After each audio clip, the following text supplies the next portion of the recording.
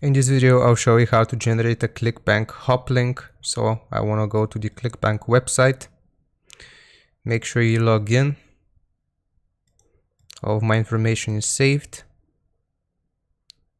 From here, after the page loads, we want to go to the affiliate marketplace.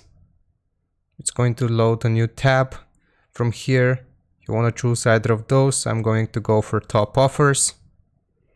And then here is where you select the product which you want to market.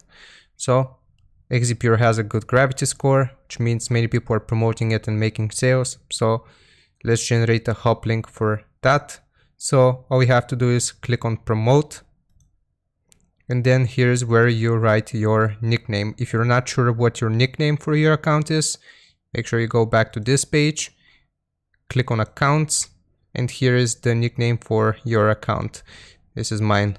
So I'm just going to write my nickname, all lowercase, and then you just press create Hoplink. And this is the link which will be tracked if you refer people through it. Alright, thank you for watching. Leave a like and sub, and I'll see you next time. Bye.